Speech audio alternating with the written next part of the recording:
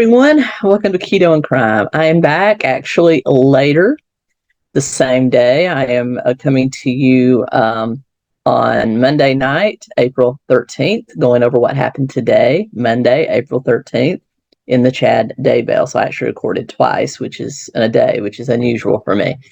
So, but this will still be coming at you if you're watching it when it first releases on Tuesday, May 14th. If you're new here, welcome. My name is Tracy. I do true crime, dark history, horror movie reviews. I do a holiday tree, which is currently stuck on 𝗙𝗂𝗀𝗄 𝗖𝗿𝗁, which is I have my camera not directly on it. I will get that updated.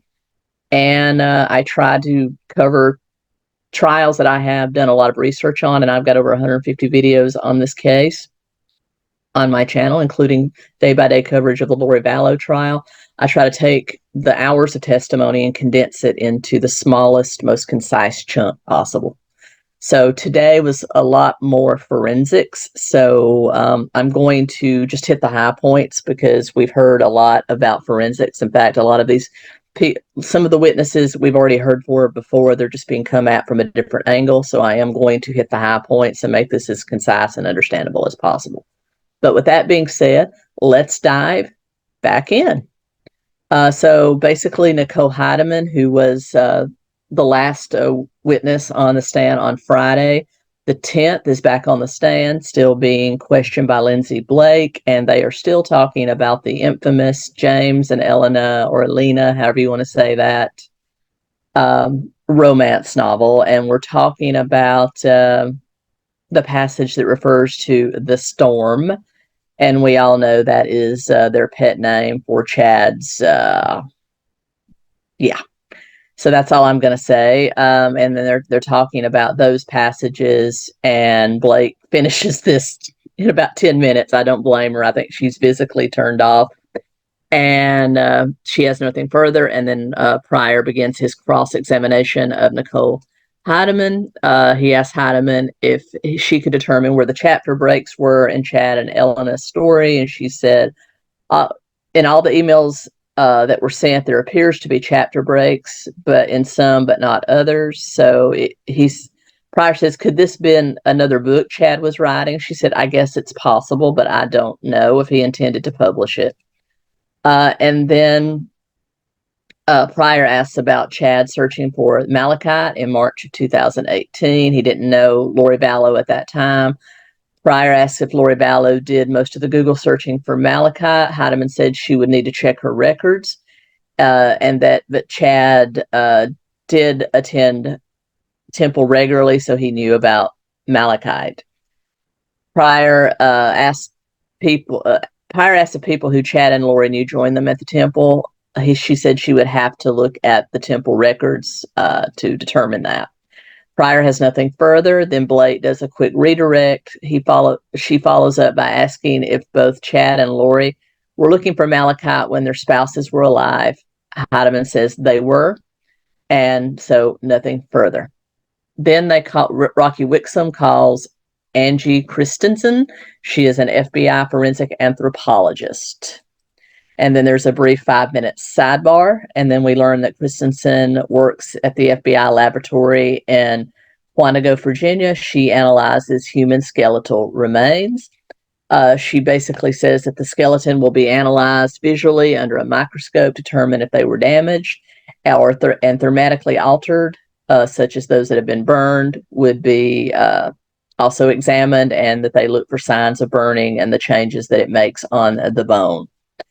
She says that biomechanically fresh bones will have a bending quality, older bones fracture in different ways, and then she compares a fresh twig versus a dry branch, so give versus no give. She did an analysis of 𝗙𝗂𝗃's remains. She examined them visually, microscopically, and used x-rays. They do admit photos of 𝗙𝗂𝗃's remains, and then another quick sidebar where they all go into the judge's chambers. It takes about 3 to 5 minutes. And so basically the live stream for the video screen, remember this is a 4-prong with the defense table. the prosecution table, the judge and the court reporter, and the evidence screen. So they're cutting the evidence screen feed again for these, and it's only shown to people that are in the courtroom. And they also show a diagram of a skeleton, and then 𝗙𝗂𝗋𝗄 points out where the pictures of the bones they're looking at from 𝗙𝗂𝗋𝗄 would match on a human body. So they're kind of going back and forth. She's talking about the discolorations and how one of the femurs even had evidence that a carnivore, probably an animal, had been gnawing on it. And then we show pictures of the skull, the jaw, all of that. And then they talk about the CT scan where 𝗙𝗂𝗋𝗄 points out evidence of trauma, cutting, and burning. And then they show where those bones would have been on a diagram of the human body. 𝗥𝗲𝗹𝗃 then asks if sharp trauma could have occurred naturally or because of a disease. She says no, the type of trauma she saw in 𝗙𝗂𝗋 would have to happen from an outside element. There's no disease that we know of that would cause that type of trauma. She said that none of the marks were consistent with dismembership. She said you wouldn't see sharp trauma in the pelvis area if somebody was trying to dismember, but she said more than 100 bones were submitted to 𝗙𝗂𝗋. Some were broken and others burned. 𝗙𝗂𝗋 gave a item to every bone, and they were all labeled, and they show pictures of how they were all laid out in the lab. And then she described how she could tell some bones were burned versus some weren't. They are now showing pictures of the bottom of 𝗙𝗂𝗋's spine. It is still attached to some vertebrae. And 𝗥𝗲𝗋 asked if it's common for tissue to still be attached to bones when they are received. She said it's not common, but it does happen. She said she did not remove any of the soft bone tissue from the bone. And then she did talk about how she removed some tissue from the ankle and foot, but for further testing, but really that it's not her habit to remove it. And then she showed the report that she prepared for her supervisors and sent in to the Idaho medical examiner. And then they do admit this summary, and there are no further questions. Pryor now cross-examines. He mentions that she has published a book with Dr. 𝗟𝗃𝗏𝗏, who is a defense expert. And she said she reviewed the report and there were no significant discrepancies with her report. She says that what her and Bartlink do is highly specialized, so it is what it is. You know, there's no give or take. And 𝗙𝗂𝗋𝗄 says, typically when things are done post-mortem, she does not know where the carnivore animals would have eaten versus where a human split them apart if you could identify the tools and stuff used. So she did point out to all the things that were missing. There were certain fragments of the skull missing, and then Pryor has nothing further. I think he was just trying to point out that, okay, post-mortem, it would be hard to tell where an animal's claw did damage versus a human tool. So he's just trying to point out we don't know what happened here. 𝗥𝗲𝗋 does do a brief redirect. He asked if some of the bone had been severely damaged. She said there was a number that were so thermatically damaged she couldn't tell if they were human or not. And they had nothing further. I think he's trying to say that an animal would not have burned 𝗙𝗂𝗋's body. And then after a 20-minute break, the next witness is Ashlyn Rind. She is being questioned by Ingrid Beatty. Ashlyn lives in Chandler. She knew 𝗙𝗂𝗋. They were good friends. She met her in 2016. Ashlyn said she visited 𝗙𝗂𝗋 a few times a week. She knew Charles, Lori, 𝗙𝗂𝗋, JJ, and Alex. Ashlyn says 𝗙𝗂𝗋's relationship with JJ was maternal. She was always caring for her little brother. She said she might see Alex once every 6 months. Alex and 𝗙𝗂𝗋 joked around a lot, and Alex even offered her a place to stay when she needed. She said that 𝗙𝗂𝗋 felt very comfortable with Alex. Ashlyn says 𝗙𝗂𝗋 moved to Texas and then returned to Arizona. She said that she then said they were moving to Idaho. Ashlyn said, I tried to stay in touch with 𝗙𝗂𝗋, but it was only for 2 weeks. And then Beatty has nothing further. Pryor cross-examines. Pryor asked how many times Ashlyn saw Alex interact with 𝗙𝗂𝗋. She says more than 6 times because Alex was living with them. She asked if JJ relied on 𝗙𝗂𝗋 for a lot of his basic needs. And Ashlyn said, I wouldn't say he was relying on her, but she was definitely there for him, and if nobody else is going to provide care, then 𝗙𝗏 would. Prior has nothing further. 𝗍𝗏 has no redirect. The next witness is David 𝗙𝗪𝗏. He is being questioned by 𝗥𝗲𝗀𝗀. He is from the Idaho State Police and is a 26-year veteran in the forensic chemistry unit. He was responsible for investigating suspected arson cases, and that came into play with anything that is burned would be sent to him. And he now explains how he tests potential ignitable liquids, and he uses a special oven to look at things. He says he's been involved in more than 100 cases, and he had to determine the accelerant of the fire that was used on 𝗙𝗏. He kind of explains how he got the bucket that was partially melted, and then it had decomposing flesh and other debris in it. He said the can contained gasoline and compounds of decomposing flesh, and he did all of his tests and determined it was actually gasoline that burned 𝗙𝗏's body. And then Pryor actually has no cross-examination, so he is released. And then they are calling again Rexburg Detective Chuck Casantis, and that Rob Wood will be questioning him. He's a 34-year veteran of the Rexburg Police Department. And then they're talking about satellite imagery of the Daybell property. He's talking about where all the locations and how things were laid out during the search for the children, and how they determined, based on GPS locators, how Alex's movement was on the Daybell property the day they suspect 𝗙𝗏 was buried, which is September 9th.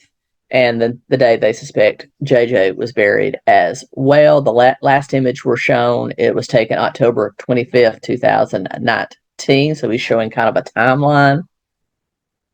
And then they use laser pointers to point out GPS locations versus where things were found. And then they're using an Apollo satellite to take these pictures, and basically just more rehashing of Alex's GPS movements, cellular movements, along with the search for the children.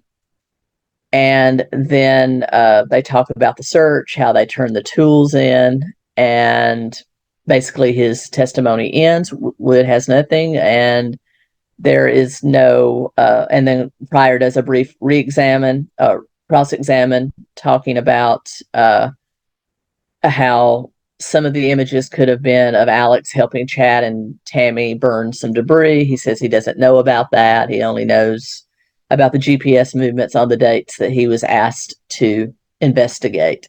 Pryor has nothing further. Wood does a brief redirect, and then again he points out, again, we were talking about certain dates, and these are the dates they suspect the children were buried. Wood then has nothing further.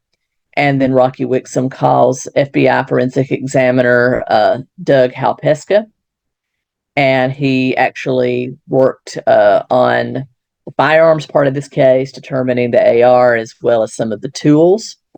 And they talk about how they looked at the tools that were found on Chad's property and how he investigated them, and how he was able to help other forensic investigators match certain tools to both the dig and the hacking that happened to 𝗙𝗏. He describes that they do that with a microscope as well as by shape identification, and they show some pictures of the tools versus some of the markings on 𝗙𝗏's bones, and kind of showing how all that would fit together.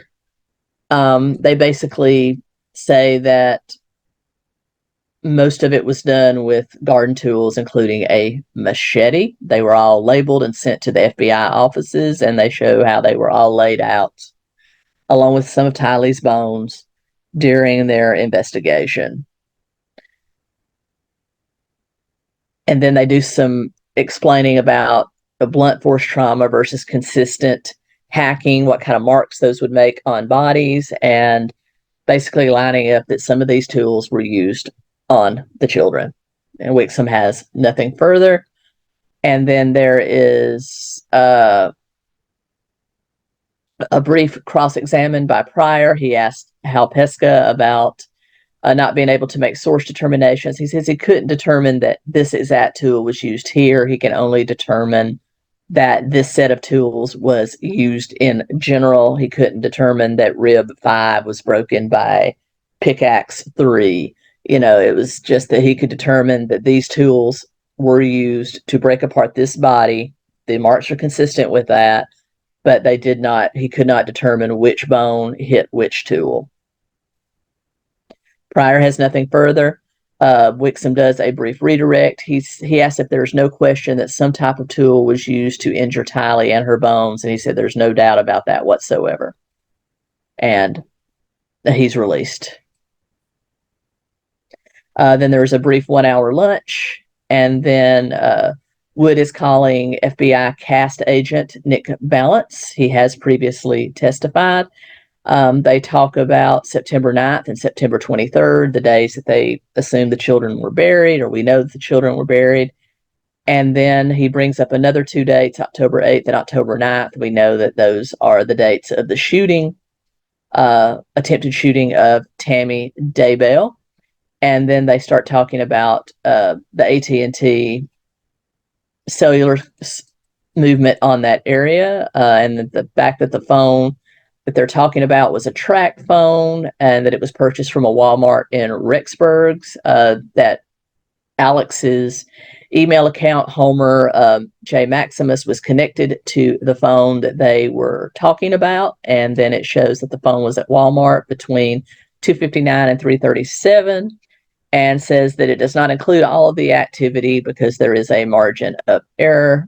They now show the text messages to area code 208, which is an Idaho area code, and then a text that says going to stop by the store right now to get that other number working. Hopefully won't take long. And then another text to that phone from Lori Vallow says, all right, I'll call from the 401 number. And then at 10:27 a.m., there was an outgoing call from Chad to Lori, and then another text and call back. And then they move on to the Verizon, which shows more text messages going back between Alex, Chad, and Lori on these dates. This includes the dates of the children, September 9th and September 23rd, as well as October 8th and 9th, showing that they were all converging, they were all talking on these dates that we know the children were buried and that Tammy was shot at. And then we go to the date of October 9th, and it shows between noon and 1:23 that Alex Cox's phone shows him at Lori Vallow's, and then later on shows him in the vicinity of the Daybell property. And then it shows him the trip to Idaho Falls when he got the rifle and ammunition, and then basically back at Tammy and Chad's property around 4:47, and then shows him there at the night that the shooting and the time frame of the shooting, it was also there. And then there are multiple texts back and forth between Chad, Lori, and Alex during this time frame.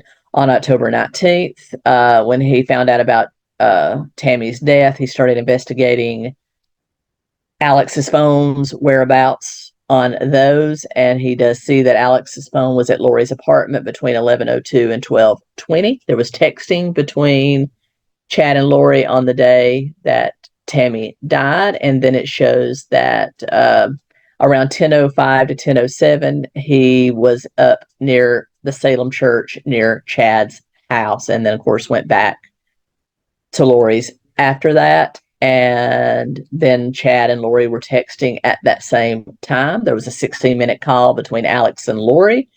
And then the last location on Alex's phone was at the Salem church around 10:45. And then we know that Tammy Daybell died about an hour or so after that. And then it just goes dead, probably because he turned it off. And then they show how it came back online later. And then they talk about the locators in Tylee and Lori's phones moving from Arizona and then being in Hawaii in November, and how there was a lot of back and forth between Chad, Alex, and Lori after the move to Hawaii. And that is where testimony ends for the day. I'll be back with you on Wednesday, May 15th, with what happened tomorrow or today, if you're watching this today, when it releases, a Tuesday May 14th in the Chad Daybell trial. Thanks a lot. Until next time, keto and grow.